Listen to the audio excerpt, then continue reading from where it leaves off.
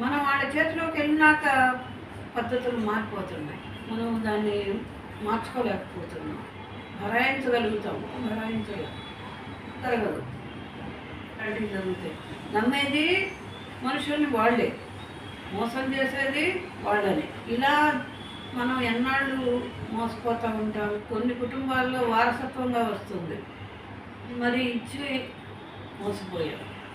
మనస్సుకు కూడా కష్టం అనిపించే విధంగా మోసం చేసిన వాళ్ళు అంటున్నారు, చూసేవాళ్ళు అంటున్నారు, ఇంట్లో వాళ్ళు అంటున్నారు.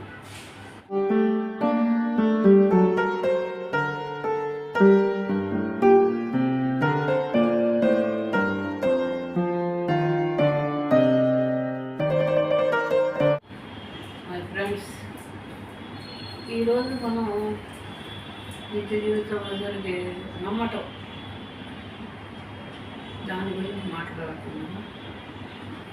నమ్మటం అంటే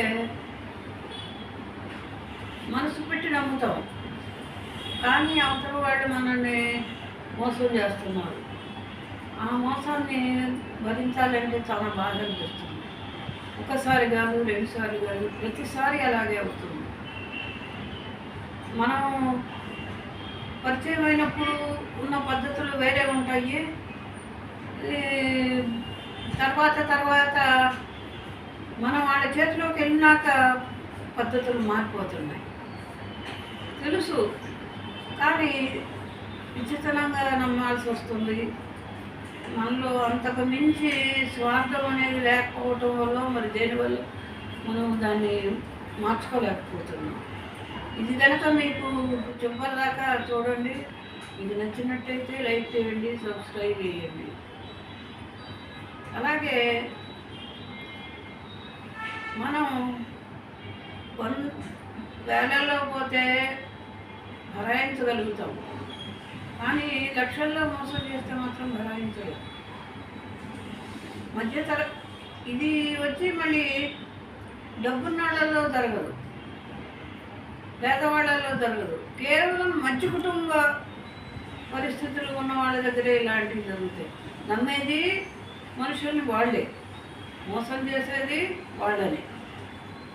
కాబట్టి మనం ప్రతి విషయంలో, బిజినెస్ విషయం కానివ్వండి, బంధుత్వాల విషయం కానివ్వండి, ఇచ్చిపుచ్చుకోవటాల్లో కానివ్వండి, ఏ విషయమైనా సరే ఇలా మనం ఎన్నాళ్ళు మోసపోతూ ఉంటాము అనేది మనం తెలుసుకోవాలి. ఆ మోసపోవటం కూడా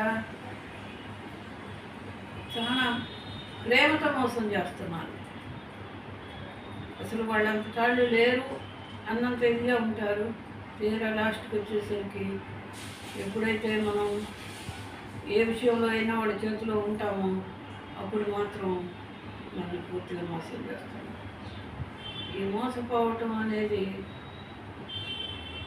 కొన్ని కుటుంబాల్లో వారసత్వంగా వస్తుంది. తల్లిదండ్రుల నుంచి పిల్లలకి, పిల్లల నుంచి వాళ్ళ పిల్లలకి, అలా వచ్చినా కానీ వాళ్ళు ఎందుకు మారటలేదు అనేది మనకి అర్థం కాని పరిస్థితి. నాకు తెలిసి మేము చాలా విషయాల్లో మోసపోయాం. ఇట్లా నమ్మి చాలా ఇబ్బందులు పెట్టాం.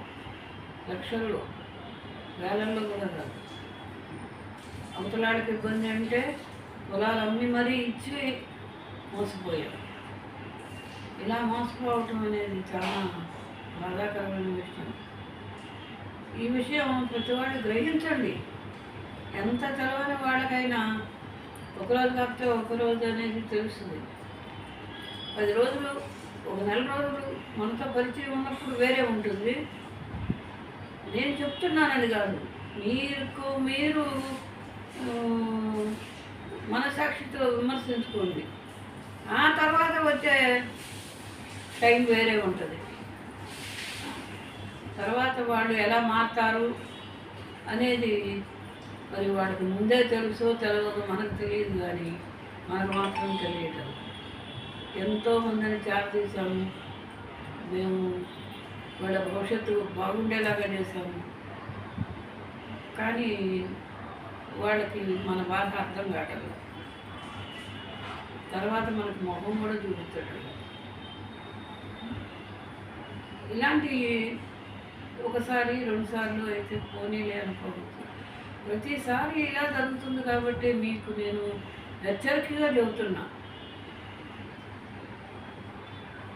ఇప్పుడు కేవలం డబ్బులు అనుకోండి, పోనీ లేకపోతుంది అనుకోవచ్చు. పోనీ మందుత్వాలు అనుకోండి, వదిలేసుకుందాం. మనస్సుకు కూడా కష్టం అనిపించే విధంగా మాటలు పడాల్సి వస్తుంది. ఎలాగంటే ఇటు మన మోసం చేసిన వాళ్ళు అంటున్నారు, చూసేవాళ్ళు అంటున్నారు, ఇంట్లో వాళ్ళు అంటున్నారు. అలా ఉంటుంది పరిస్థితి. కాబట్టి మీరు ప్రతి ఒక్కళ్ళనే నమ్మొద్దు.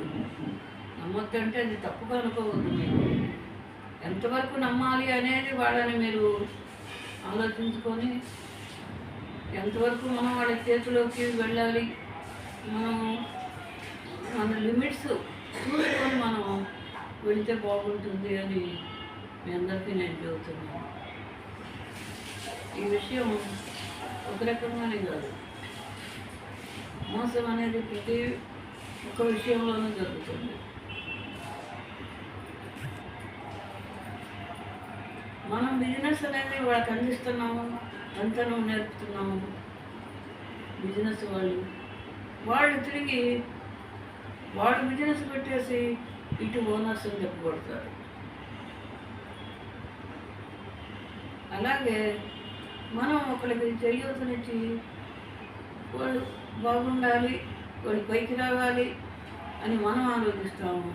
కానీ వాళ్ళు మనని కనపడకుండా పిచ్చివాడని చేస్తున్నారు. మనం సహాయం చేస్తే దాన్ని మర్చిపోతున్నారు. మరి ఎదురు వాళ్ళు మాట్లాడకపోయినా, వాళ్ళు మనని పలకరించకపోయినా, ఏంటి పలకట్లేదు ఎందుకని అని మనల్ని విమర్శిస్తున్నారు. ఇలాంటి చాలా విభేదాలు వస్తున్నాయి. కాబట్టి ప్రతి వాళ్ళని అయినాడనేంటి, కానాడనేంటి, తెలిసిన వాళ్ళు తెలవనాళ్ళు అనేది లేదు. ప్రతి వాళ్ళతో కూడా మనం ఎంత లిమిట్లో వరకు మనం వాళ్ళని నమ్మాలి అనేది తెలుసుకోవడం మంచిది. కాబట్టి నేను మీకు చెప్పేది మరీ చెబుతున్నాను. మోసపోయినాక మనం చేయగలిగింది ఏమీ లేదు. మోసపోకముందే మనం నమ్మటం అనేది ఎంతవరకు సబబు అనేది తెలుసుకొని నమ్మితే బాగుంటుంది. ఈ వీడియో మీకు నచ్చినట్టయితే లైక్ చేయండి, సబ్స్క్రైబ్ చేయండి. ఓకే.